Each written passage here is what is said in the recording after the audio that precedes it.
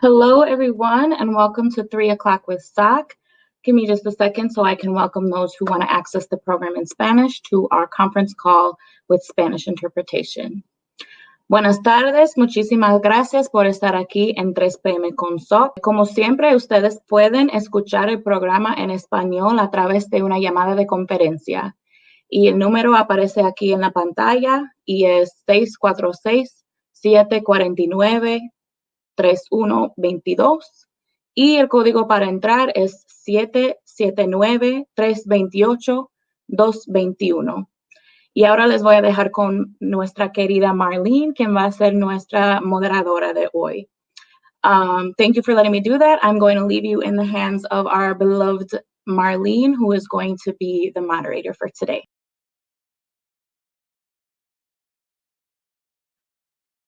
Hi, everyone. Welcome to 3 o'clock with SOC. My name is Marlene Zeledon. I am the SOC Public Health Coordinator here, and I also oversee the SOC Forum. I just want to let everyone know that for production today, we have Marisol as our producer, and Alan will be putting in comments in the comments section and replying to everyone's comments, and if you have any questions. I just want to say that the staff and platforms for SOC are still available to you virtually. We are not doing any in-person work. The staff and platforms are available to you. You can call us at 414-672-8090. You can also reach out to us at our email at soc@socmilwaukee.org, and you can check out our website at socmilwaukee.org. We've got some civic updates on there, and we have COVID-19 resources on there for you.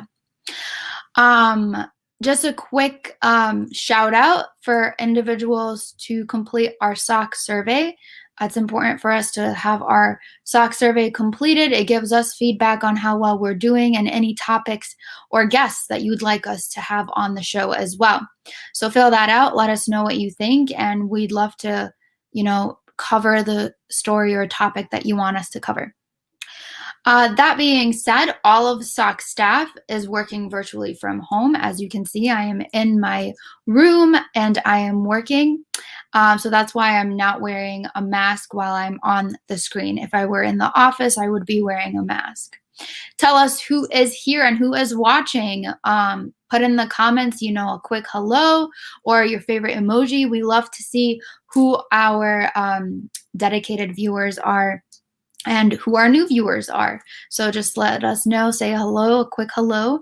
And just a quick disclaimer before we begin that the views and opinions shared today do not necessarily reflect those of SOC.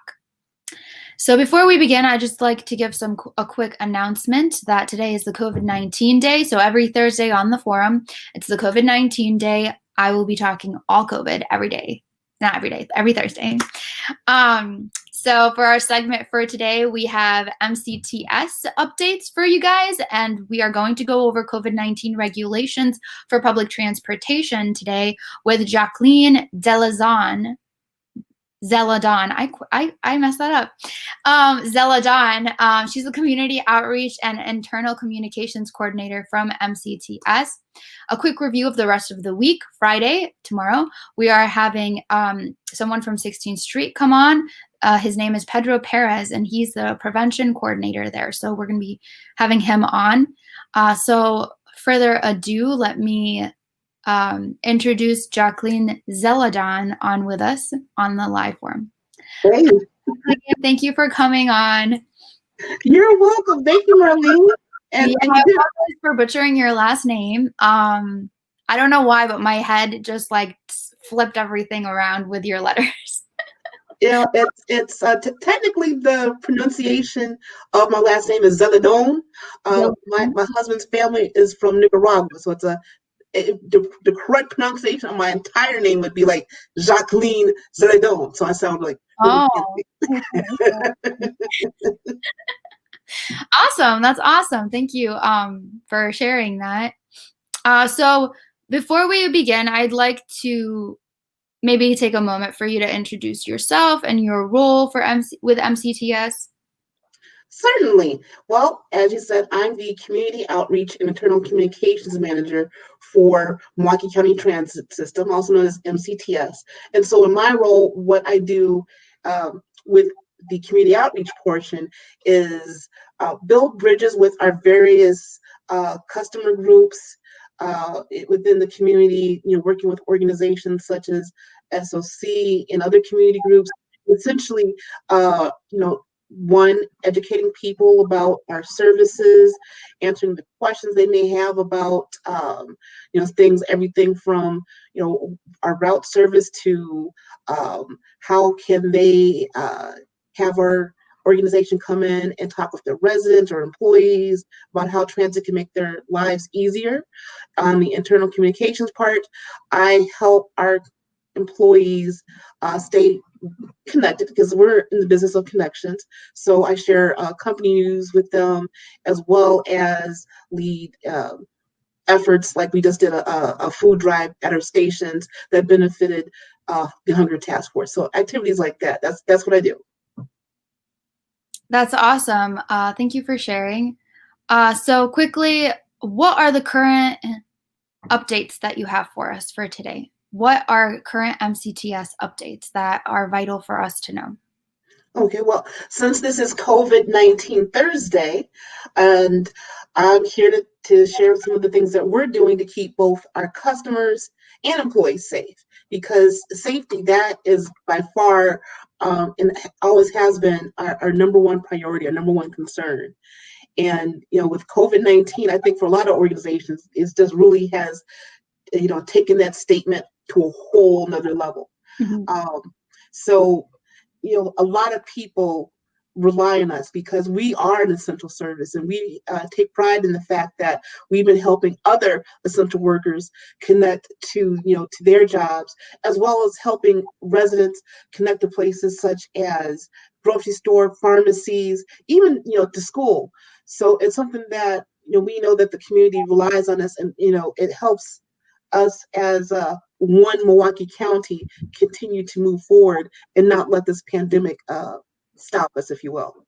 So with that said, on the customer side, we have taken a number of steps. I mean, with COVID-19, we had to act rather fast because things had been developing so quickly, and we still are, doing what we need to do to keep our customers aware of our policies, as well as encouraging them to follow them. For instance, back in, I would say September, thanks to the Milwaukee County Board of Supervisors, we have a mandate, and you even see it on the buses before you even board, that has one, masks are required on board, as well as we have a 15-passenger limit. And it's because we had that mandate that said, okay, if you get on board this bus, you must wear a mask. That allowed us to have more people on the buses. And with the, we also realized at the time that not everybody was able to access the mask. So this was when we just had like a 10-passenger limit. So, we were able to get donations, and what we have done is taken those masks, and we have now, on some buses, you'll see like a box near the side of the bus. There's a curbside where we ask people to just take a mask. So if you don't have a mask, you can put one on as you're boarding and keep it on. We also are test piloting some buses with a mask dispenser. We also encourage people that when they're getting on and off the bus, if you're touching things, we have a hand sanitizer dispenser. So you can get on board, comes out, rub your hands. And we also have been encouraging people that, once they get to their destination, to keep washing your hands. So that's some of the things. And plus, we have, we had signage. I remember back in the springtime, we had signage to let people know, like, hey, before you get on the bus, if you have any of these symptoms, please just, stay home. Because we were just encouraging people to, as we're back to doing again, if you don't have to be out, then don't go out. On the employee side, we have we continue to make sure that our operators have the supplies that they need, such as masks, access to hand sanitizer, and not just like on the bus, but in all of our work locations. So we have like hand sanitizer stations all over.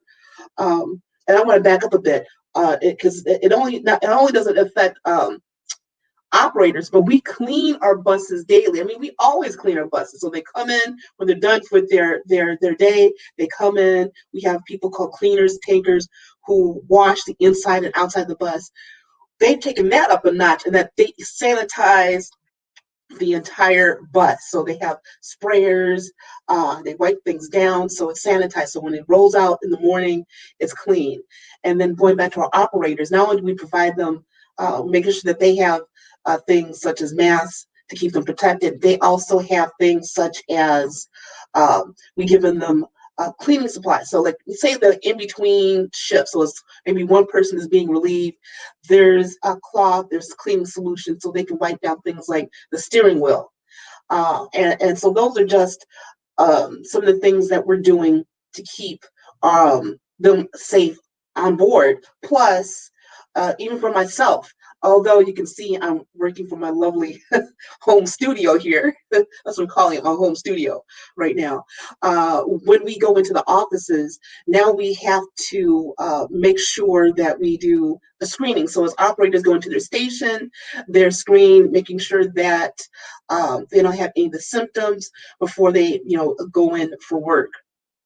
And so, yeah, so that is what we have been doing. And plus, one of the things that people have commented and asked me about is like, hey, you have this 15 passenger limit, but when I got on the bus, there was maybe a few more than 15. Well, in response, what we've done is, especially with some of our more popular routes at peak times, we've added more buses for those particular routes. So one, people won't have to wait even longer for the next bus because it was already filled up to its capacity.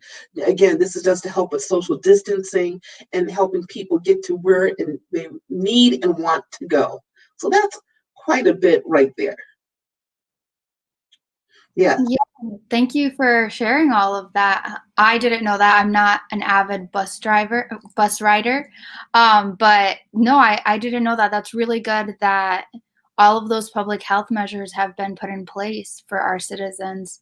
Have you felt that there was anything that was missing that you would like to, that you feel should be implemented as well, or anything that individuals that you're seeing on a daily basis, if they're not following those regulations, is there like a shout out that you'd like to give to individuals? Well, I wouldn't say, how can I put it? I would say that, we tried to think of numerous scenarios, if you will, and, address those so they won't become issues. Mm-hmm. For instance, we have a number of signs on board the bus, and I believe I'm not sure if we still have them at certain locations, but we had a lot of material that we were putting out to let people know what our policies are, because if you're not someone who rides with us daily, it may just slip your mind about what we are or are not doing or what's allowed. So we constantly communicate that. We also have a section on our website at ridemcts.com. I believe it's /health.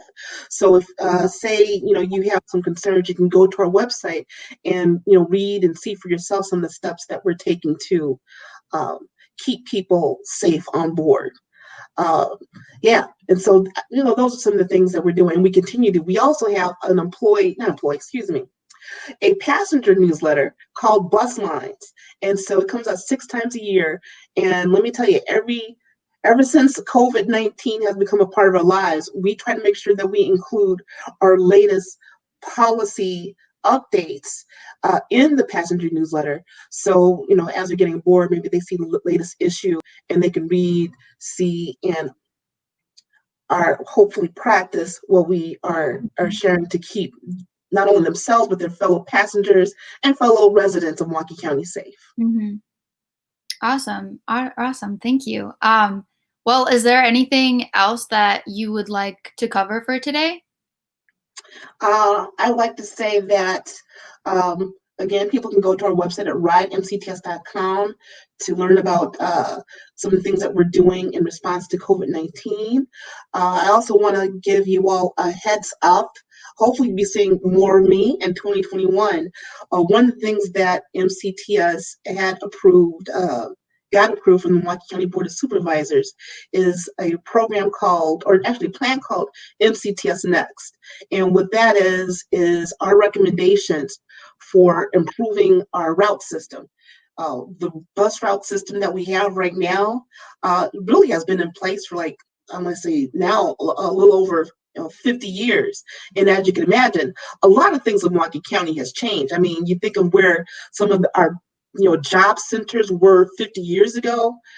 That's not the situation they are now in terms of where they are and where people are living. So we took a look at how can we, improve service by having faster, service, increase access, and we came up with MCTS Next. So we're going to be rolling out it in phases, 3 phases over the spring, summer, and next fall. And with each one, we'll be doing some community education. That's what I call it, some community education or outreach. And we'll also be making sure that we have sessions accessible for our Spanish-speaking residents of the county. So they'll be able to continue on and hopefully have even more people choose us as their way to get around town. Well, that's amazing. Thank you for that update. It's always a pleasure to have you on. This is your first time, but we'd love to have you on again in the 2021 new year for any updates that you'd like to share with us, or anything that you'd like, if you want to do any health education or anything like that regarding public transportation, we'd love to have you on for that as well. But thank you so much for your time, and we look forward to having you as a guest in the future. Well, great. Thank you. You have been a great host, Marlene, and I look forward to working some more with SOC. Thank you. Thanks. All right. Some great updates from Jacqueline there. I did not know a lot of that stuff regarding public transportation. So for those of you that are avid public transportation users, please be sure to follow those regulations that Jacqueline mentioned. It is important to keep those around you safe while you are going from place to place, especially those that are essential workers. So let's see if we can say some hellos to individuals today from the comments. Let's see here. I see Alonia, hello. Mariad, hello. All right, those are the only hellos that we got, but we appreciate it and we love you guys for sharing. For others that are watching, please also say hello as well so I can give you a quick shout out. So now I'm going to move on to our coronavirus update. We actually were working with some UWM interns at SOC. We had 3 UWM interns, and each of them had to create a video regarding COVID-19. And not apparently, but one of our interns did experience COVID-19 while she was interning with us virtually, of course. And she wanted to share her story. And so based on the data that we gathered from some support groups and action groups that we conducted in the past few weeks, we noticed that individuals would like to hear more of a first-person story perspective of someone that had COVID-19. And so we had Peyton, our UWM intern, create a video of her experience. And we have that for you right now.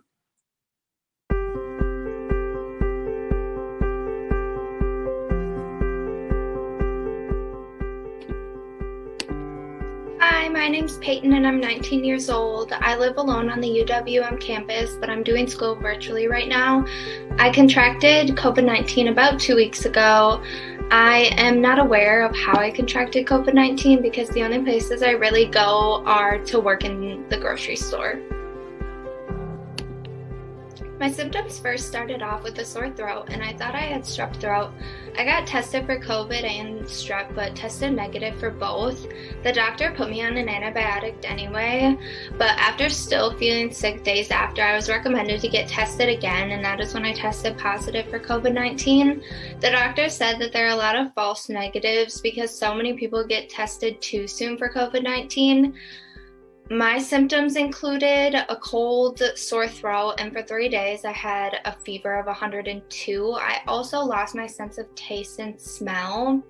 But essentially, COVID-19 sometimes is not activated in the system until a few days after exposure. The correct timeline when exposed to COVID-19 is that you should get tested once, and if negative, you should quarantine for 3 to 4 days and then get tested again. This reassures your COVID-19 status. During my 14-day quarantine process, I stayed home for all of the 14 days. I filled my time with school, FaceTiming friends, cleaning my apartment, and mostly getting rest. I would order my food through delivery companies and had one of my friends bring groceries to my apartment door. Mentally, it was very exhausting and I was lonely having to be by myself for the 14 days. I would suggest that you schedule some Zoom calls with friends and remember to do self-care during this time. Also, fill your time watching movies and shows even though you're feeling sick within the 14-day period. Now that I'm done with my quarantine, after having COVID, I still have a loss of smell and taste. Not sure when this will come back. I'm lucky to have this as my side effect of COVID because one of my friends, about 20 days after quarantining, developed a rash on her face and was told it was from an after symptom of COVID-19.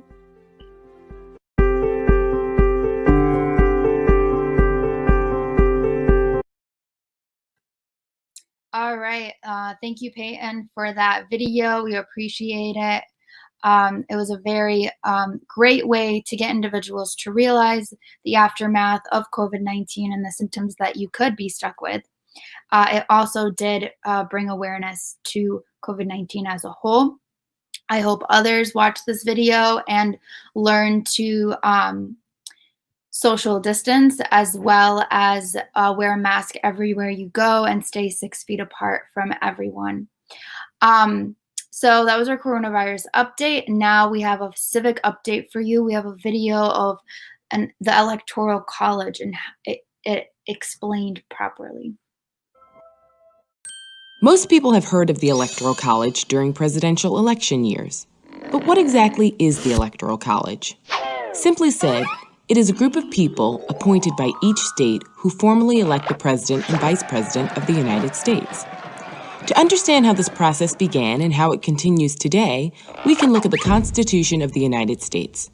Article 2, Section 1, Clause 2 of the Constitution. It specifies how many electors each state is entitled to have. Since 1964, there have been 538 electors in each presidential election. How did they decide on the number 538? Well, the number of electors is equal to the total voting membership of the United States Congress, 435 representatives plus 100 senators and 3 electors from the District of Columbia.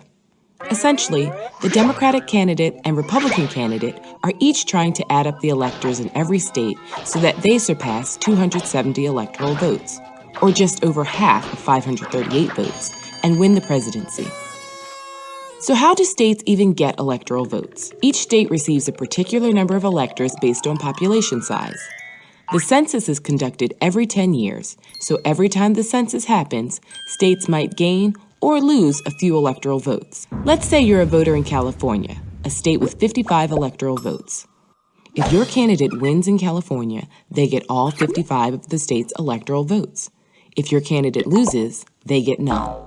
This is why many presidential candidates want to win states like Texas, Florida, and New York. If you currently add up the electoral votes of those 3 states, you would have 96 electoral votes. Even if a candidate won North Dakota, South Dakota, Montana, Wyoming, Vermont, New Hampshire, Connecticut, and West Virginia, they would only gain 31 electoral votes total from those 8 states. Here's where it can get a little tricky.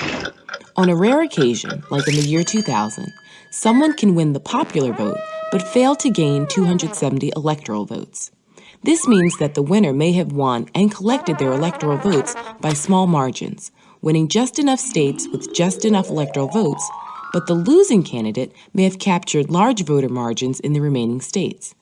If this is the case, the very large margins secured by the losing candidate in the other states would add up to over 50% of the ballots cast nationally.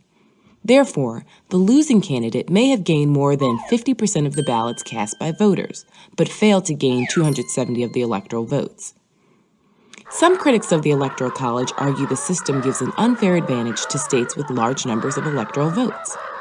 Think of it this way. It is possible for a candidate to not get a single person's vote, not one vote, in 39 states or the District of Columbia, yet be elected president by winning the popular vote in just 11 of these 12 states: California, New York, Texas, Florida, Pennsylvania, Illinois, Ohio, Michigan, New Jersey, North Carolina, Georgia, or Virginia. This is why both parties pay attention to these states. However, others argue that the Electoral College protects small states such as Rhode Island, Vermont, and New Hampshire, and even geographically large states with small populations, like Alaska, Wyoming, and the Dakotas. That's because a candidate can't completely ignore small states, because in a close election, every electoral vote counts. There are certain states that have a long history of voting for a particular party. These are known as safe states.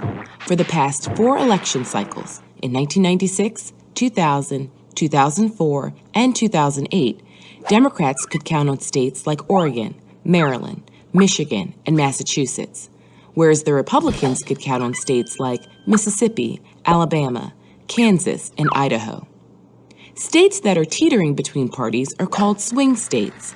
In the past 4 election cycles, Ohio and Florida have been swing states, twice providing electoral votes for a Democratic candidate and twice providing electoral votes for a Republican candidate. Think about it. Do you live in a safe state? If so, is it a Democratic or Republican safe state? Do you live in a swing state? Are your neighboring states swing or safe? Is the population in your state increasing or decreasing? And do not forget, when you're watching the electoral returns on election night every 4 years and the big map of the United States is on the screen, know that the magic number is 270 and start adding.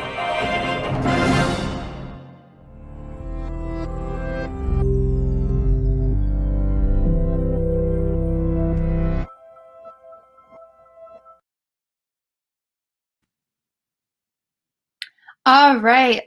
So let's see who said hello to us today. We are waiting on one of our other guests to come on. Hello from Maria. Hello. And hello from Charlie. So that being said, we were supposed to have our Planned Parenthood individual Maria Barker on the show, but we can skip to the SOC survey promo while we wait for her to come on. Has this live forum been informative and useful to you? What part of the forum could be improved or changed to make it better? Please take a quick survey that's located in the comments section so that we can keep 3 o'clock with SOC going for residents. Thank you for tuning in. All right. So thank you, Jacqueline, for your comment. She said, thank you for having me on as a guest. Marlene, of course, we'd love to have you on again. Ruby Lopez says hello. Hello from Ruby Lopez. Thank you for saying hello to us today. So I'm going to go ahead and move on towards our reminders for the rest of the week. So for the rest of the week, we have Pedro Perez coming on from 16th Street Clinic, who's also our prevention coordinator, who's also the 16th Street prevention coordinator, and he does AIDS outreach. Another thing I would like to say is that if you do complete our survey that we have attached, you will get a mask in the mail from us, from the Public Health Department. I do not see Maria coming on yet. So I'm going to move on with our partner thank yous, and maybe possibly she'll be on. But let's move on with our funder partner thank yous and see if she comes on. If not, we can have her on another week. Hello SOC viewers, I'm Marisol Diaz, Communications and Digital Manager here at SOC. We would like to thank everyone for supporting our 3 o'clock with SOC live forum and for completing our SOC survey. In addition to thanking our residents for tuning in and sharing our forum, we would also like to thank the following sponsors: Wisconsin Voices, Community Development Block Grants, Neo Philanthropy State Infrastructure Fund, Movement Voter Project, Catholic Campaign for Human Development, Zilber Foundation, City of Milwaukee Office of Violence Prevention, Tides Foundation, State Infrastructure Fund, Wisconsin Partnership Program, and all of the faithful individuals who support SOC through their personal donations. Thank you.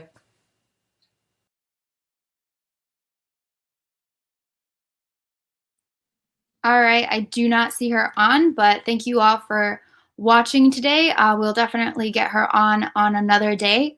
But that's all for today, and I hope you have a good rest of your night.